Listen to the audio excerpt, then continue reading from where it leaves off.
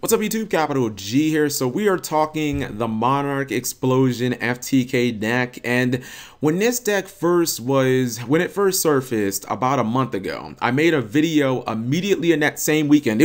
I remember it like it was yesterday because it was the same weekend that I took Monarchs to regionals, and I was talking about the deck to a lot of people at the event, and I made a video saying that Monarchs had officially been ruined, and I knew in the back of my head that this was not going to be a one-time thing, that it could end up being a trend that is picking up steam, and it's just like, oh my god, this is the worst type of cancer. Like, this is even worse than the Cancer Sworn, like the new Light Sworn deck with like all the clowns and whatnot, because at least against that deck you got to play Yu-Gi-Oh. So anyways, I saw this on like, you guys have probably already seen this deck list. This is the deck list that top 16'd the YCS Prague. I got mine from Glasgow Yu-Gi-Oh. Shout outs to the homie there. But there, you guys have probably already seen it on other Yu-Gi-Oh channels, and the crazy thing is it didn't just top the YCS, but it actually topped the ARG that happened over the weekend as well. So this deck is starting to pick up steam, and it is a horrible thing for the game because, like, to me,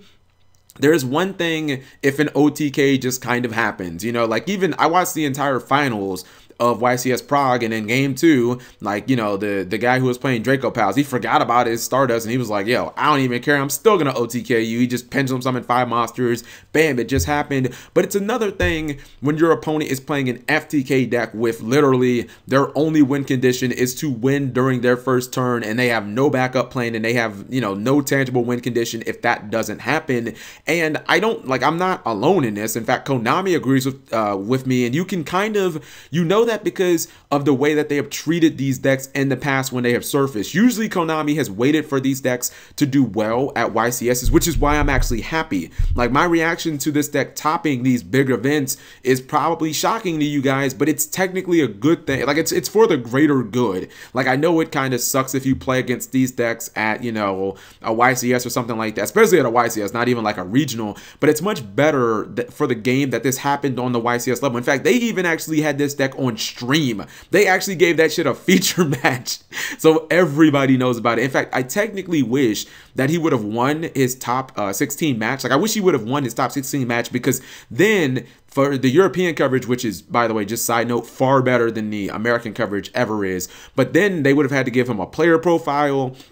They would have actually talked with the guy, and oh my goodness, you know, my favorite card is like Magical Explosion because it lets my opponent like not even play Yu-Gi-Oh, and then I totally win. This deck is like so skillless, man. It's a cancer. And you just, you know, it would have been really ironic, and it kind of would have been a big like stain on the entire event as a whole. It's like, yeah, we had this great event with all this diverse meta and everything, and then we had this degenerative piece of shit that like literally wins without you playing Yu-Gi-Oh. But back to my original point, or back to the point that I was making before I went off on a tangent.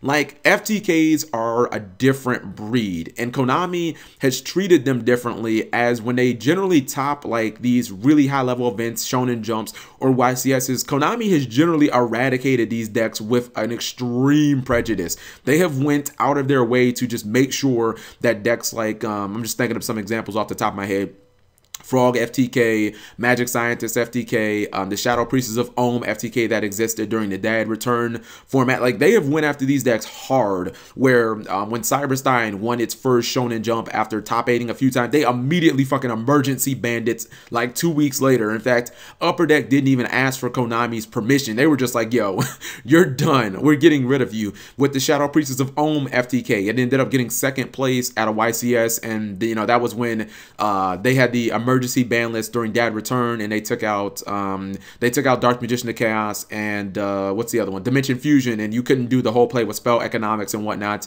And with Frog FTK, obviously they banned Substitute and they banned Mass Driver. But like, to me, it never quite made sense when they limited Magical Explosion, because I've never looked at Magical Explosion and thought, ah, this is a card that somebody can use skillfully. This is a practical card that somebody might tech into a deck to do a little more damage to win a, like, it never ever has happened like that. I forget exactly what set this card came out in. I feel like it's a GX card. I feel like it came out in like Flaming Eternity, or kind of right around that time, between like the very end of the original Yu-Gi-Oh and like the beginning of GX. So I feel like it's somewhere in that mix, maybe Elemental Energy or something like that, but it's never been a skillful card. And when Konami limited it, all they did was acknowledge that, yes, we do, like, we acknowledge that the deck is a problem. So it's like, why just limit the card? Why make it even more sacky when you could have just banned it and just completely never, you could have made it so that Magical Explosion was never a win condition ever again, because Konami doesn't like FTKs. And even though your opponent technically gets a turn, like, they lose in the draw phase. So it's not like they really play Yu-Gi-Oh! And a common misconception is that Effect Veiler beats this deck. It doesn't. If you look at the monsters they run, they only run one monster that ever hits the field anyway. Like, if you Effect Veiler Royal Magical Library, that doesn't mean you're gonna win. Like, literally the rest of the entire deck is nothing but draw cards. Every single card in here that's a spell either does one of two things. Either draws some cards, or it basically thins the deck. Cards like Terraforming, Toon Table of Contents, like, they're just in there. Tenacity of the Monarchs, they're just in there to thin the deck out so that they can just load up the graveyard, and then they can do this. Like, there are a couple of ways that you can kind of beat this deck. Like, sometimes, you know, you can use like a Solemn Strike and lose life points or something like that, and then if the life point ratio isn't exactly right for them, like the Monarch FTK player can't win.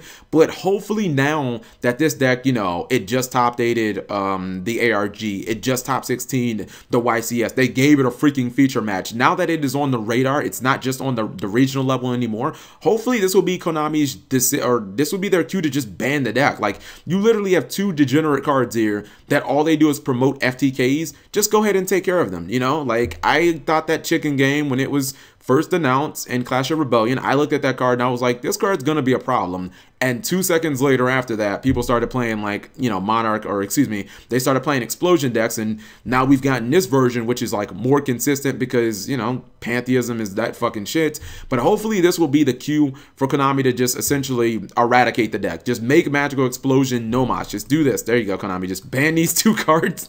If you ban those 2 cards, all the rest of this doesn't even matter. Maybe maybe Royal Magical Library is kind of degenerate in Exodia, but that's a whole nother issue. This deck is actually topping on the highest level of competition, and Lord forbid it does something like get into the finals of YCS Vegas. If it does that, then I know that they'll immediately ban the card. So, you know, I guess in closing, I'll just say, even though this deck is cancerous, and even though people probably wouldn't want to play against this, it topping was actually a good thing, because what will happen is it'll get on Konami's radar, and now it'll just get banned, and we'll never have to worry about playing against this shit ever again. So let me know what you guys thought. Thank you guys for watching, as always.